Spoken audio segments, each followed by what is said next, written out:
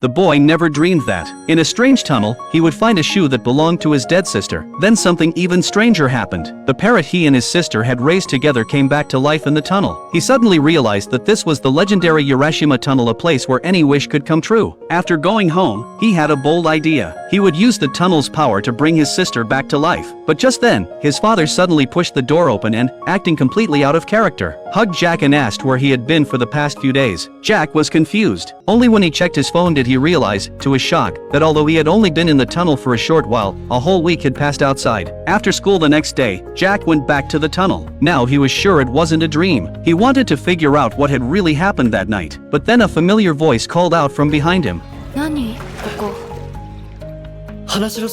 The girl's name was Anna. She was his classmate. Jack quickly pulled her out of the tunnel, but she wouldn't let it go and kept asking what was going on. Jack told her everything about his experience there. To his surprise, Anna said she wanted to team up with him. She had a wish she wanted to fulfill too. And just like that, a strange alliance was formed. The next day after school, they met at the tunnel entrance. First, they needed to figure out how big the time difference was between inside and outside. Anna called Jack's phone. He walked into the tunnel. The spot where the signal cut off would mark where the time shift began.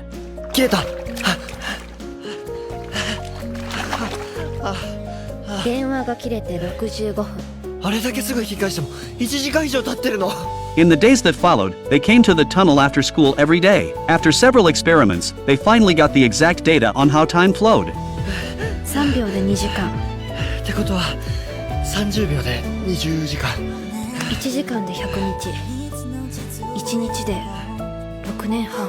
Soon they had a short break from school. This time, they decided to go deeper into the tunnel. But with only 3 days off, they could only stay inside for 108 seconds, so they had to run as fast as they could. Then, unexpectedly, a bunch of manga sketches flew out from deep inside the tunnel. When Anna saw them, she went crazy picking them up, completely ignoring the passage of time. No matter how much Jack tried to pull her away, she wouldn't leave. He had no choice but to help her gather the sketches. They didn't get back to the surface until 4 a.m. Since it was so late, Jack couldn't go home. Anna took him to her apartment. Jack was surprised to find that Anna, who lived alone, had her shelves filled with manga. Only then did he understand what Anna's wish was.